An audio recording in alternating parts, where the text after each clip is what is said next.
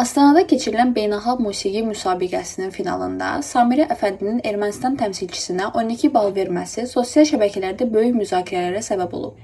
Onun bu addımı xüsusilə siyasət və milli münasibətlər fonunda müxtəlif reaksiyalar doğurub və bir çox izləyicilər tərəfindən gözlənilməz qərar kimi qiymətləndirilib.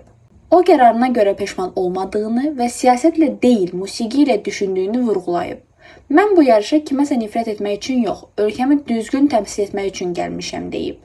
Samirə ilk dəfə tarixin bir günü verilişində bildirib ki, Azad Vətən Partiyasının sədri Akif Nağı onun haqqında əvvəlki çıxışlarından birində təhqiramiz fikirlər səsləndirib. Məhz bu sözlər səbəbindən sənətçi hüquqi addım atmağa qərar verib. Azərbaycan Respublikası Mülki Məcəlləsinin 7-ci maddəsinə müvafiq olaraq vətəndaşlar onların şərəf və ləyaqətlərini ləkələyən, həqiqətə uyğun olmayan məlumatların təksib edilməsini məhkəmə yolu ilə tələb edə bilərlər. Həmin şəxs də Samirə Əfəndi barədə həqiqətə uyğun olmayan təhqiramiz ifadələr işlədib. Bu səbəbdən tərəfimizdən məhkəməyə müraciət olunacaq. Söhbət Akif Nağıdan gedir, partiya sədri.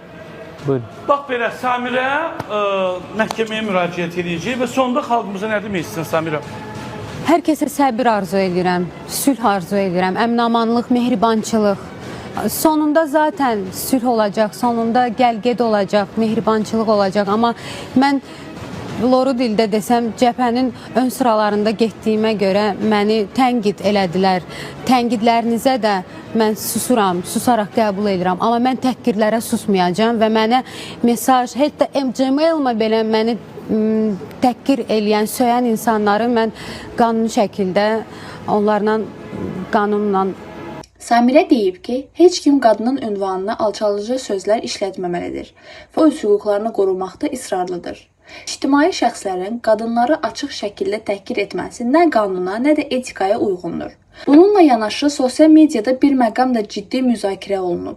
Canlı yayımda bir qadının bu qədər təzyiq altında saxlanması, hər addımına dərhal siyasi çalar yüklənməsi düzgün deyil. Bir çox izləyici qeyd edir ki, sənətçinin musiqi qərarının bu dərəcə linç edilməsinə ehtiyac yox idi.